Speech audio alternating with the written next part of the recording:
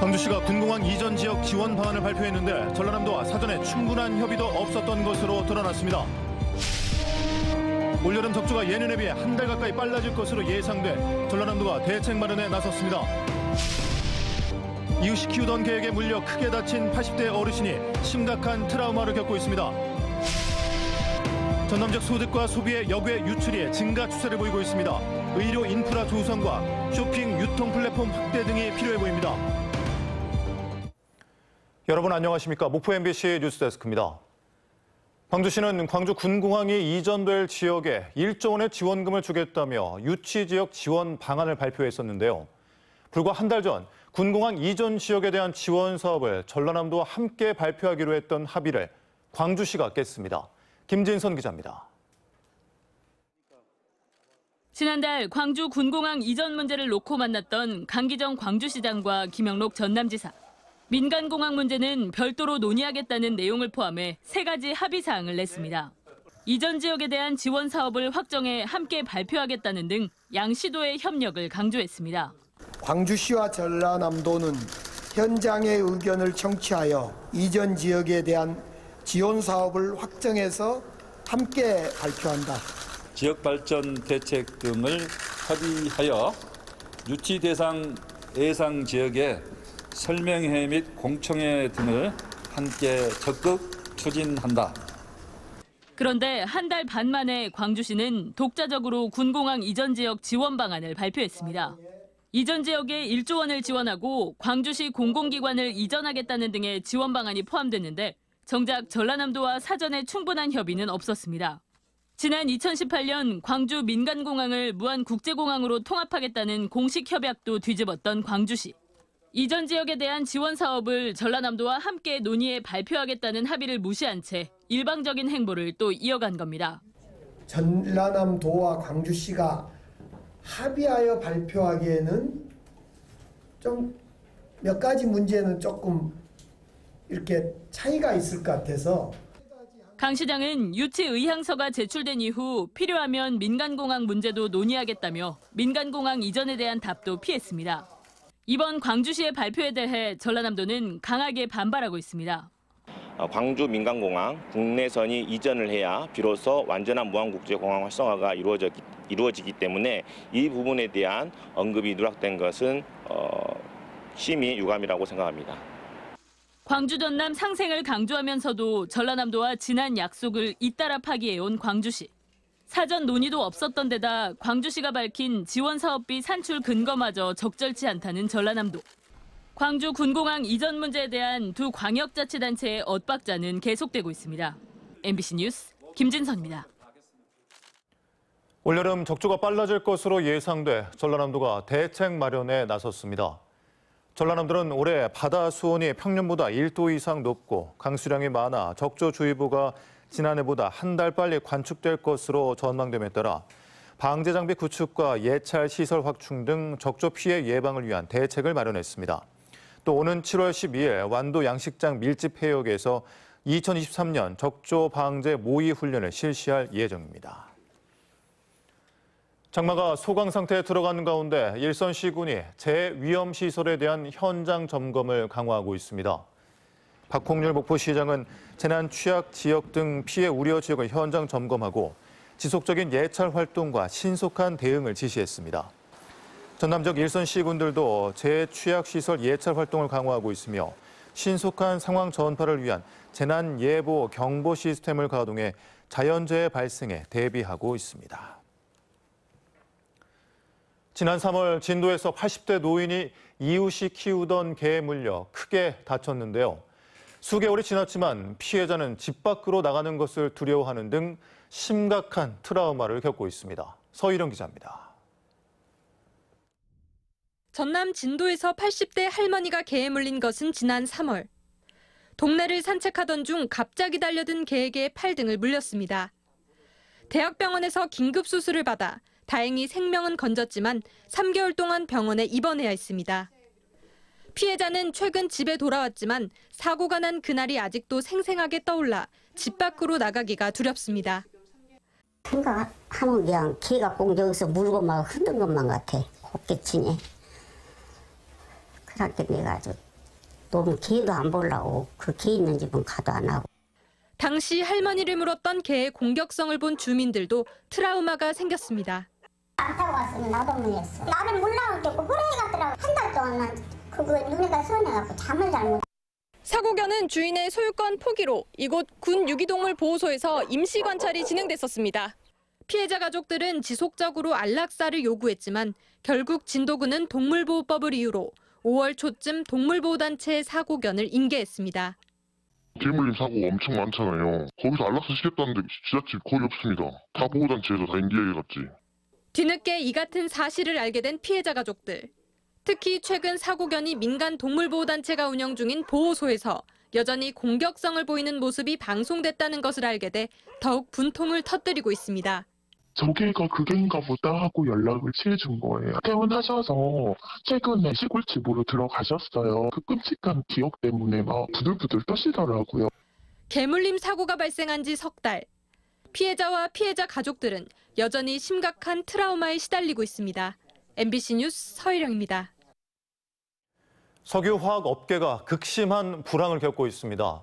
공장을 돌릴수록 손해가 커지는 상황인데 일부 업체에서는 구조 재편에 사업 다각화까지 다양한 대책들이 강구되고 있습니다.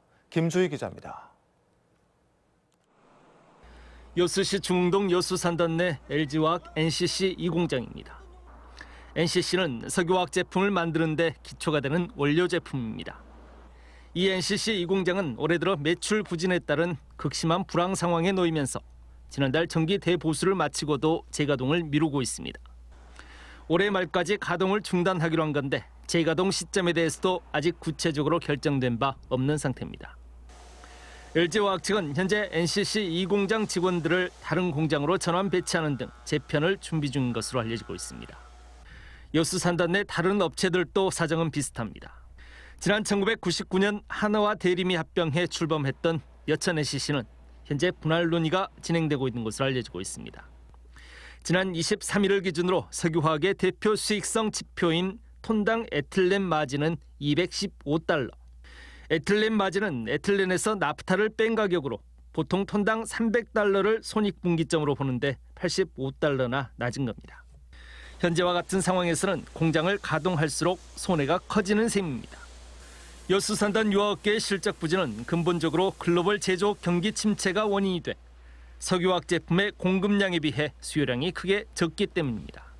여기에 국내 정유사들이 석유화학 제품 사업 영역을 확장하고 최대 수출국이었던 중국의 수요 감소까지 겹치면서 수출 물량이 급격히 감소하고 있는 것도 주요 이유입니다.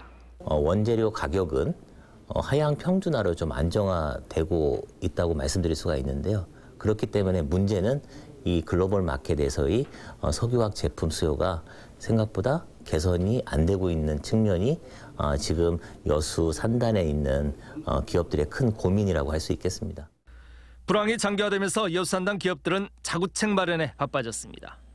경쟁력이 없는 한계 사업에 대한 구조 조정과 가동 중지, 사업 철수, 지분 매각 등으로 사업 구조 재편을 고민 중입니다.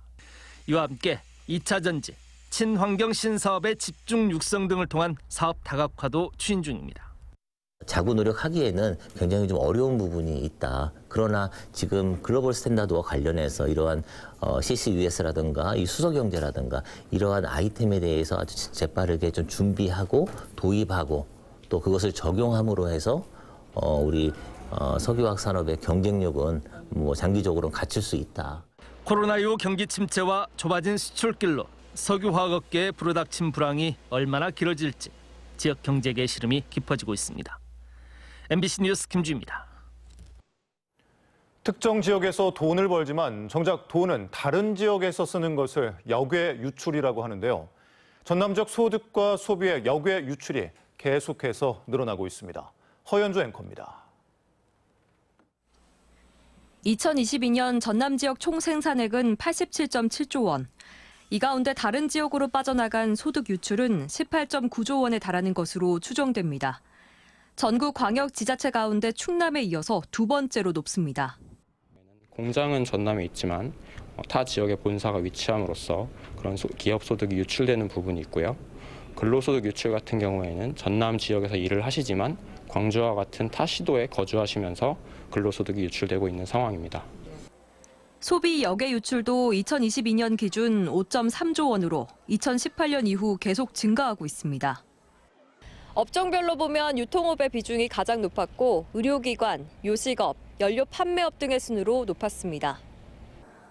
코로나19 유행 이후 비대면 활동이 늘면서 온라인 소비의 확산도 한몫을 한 것으로 보입니다. 북부에서는 딱히 살 곳이 없어가지고 인터넷으로 주로 쇼핑을 하고 있는 것 같아요. 타 지역 의료기관을 이용하는 주민들도 많습니다.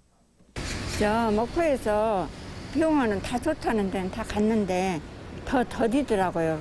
인천도 가고 서울도 가고 그랬어요. 1년이면 몇 번씩 서울로 병원을 다녀서요. 약도 그분들은 거기 큰 병원에 가서 타다 드시더라고요. 대학병원에서.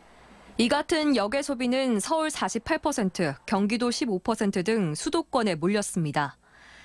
한국은행 목포본부는 전남의 소득, 소비 역외 수출을 방지하기 위한 의료 인프라 조성, 쇼핑 유통 플랫폼 확대 등의 방안을 제시했습니다. MBC 뉴스 허연주입니다. 민주노총 전남지역 본부가 공무원과 공공부문 모든 노동자들의 생활임금 보장을 촉구하고 나섰습니다. 민주노총 전남본부는 오늘 전남도청 앞에서 기자회견을 열고 공무원 임금이 실질 생계비에 비해 턱없이 부족하다며 생활 안정을 위해 임금 인상이 반드시 필요하다고 주장했습니다. 또 공무원 보수위원회가 공무원 처우 개선을 위해 실질적인 교섭기구로서 역할을 충실히 할 것을 촉구했습니다. 전라남도는 사무관리비를 사적으로 사용해 인사위원회에 회부된 공무원 14명 가운데 10명은 중징계, 4명은 경징계 의결했습니다. 전라남도는 또 이달 말까지 이루어지는 근무평가에 이번 감사 결과를 적용하기로 했습니다. 한편 경찰은 전라남도가 수사 의뢰한 공무원 6명에 대해서도 압수수색 등을 통해 확보한 자료를 토대로 수사에 속도를 내고 있습니다. 광주지검 목포지청은 공직선거법 위반 혐의로 불구속 기소된 우승희 영암군수에게 징역 10개월을, 같은 혐의로 재판에 넘겨진 우군수 부인에게 징역 8개월을 구형했습니다. 우군수는 지난해 6일 지방선거 민주당 영암군수 후보자 선출을 위한 경선을 앞두고 전화나 문자 메시지를 통해 권리당원들에게 허위 응답 이중 투표를 유도한 혐의로 기소됐었습니다. 우승희 영암군수 등에 대한 선고는 8월 10일 열릴 예정입니다. 어제 오후 5시 40분쯤 신안군 도초면의 한 새우 양식장에서 인도네시아 국적의 30대 남성이 물에 빠져 숨졌습니다. 경찰은 양식장 직원인 이 남성이 양식장 관리선을 타고 새우 먹이를 주다가 물에 빠져 사고가 난 것으로 보고 정확한 사고 원인을 조사하고 있습니다.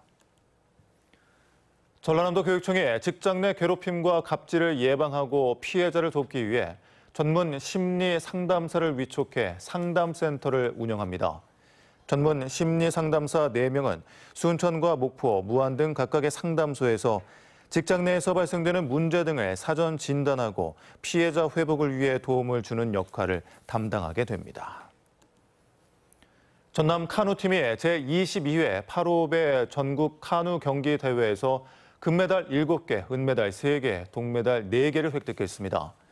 또 전남도청 카누팀은 여자 일반부에서 종합 우승을 차지해 오는 10월 열리는 제104회 전국체전에서도 좋은 성적을 거둘 수 있을 것으로 기대됩니다.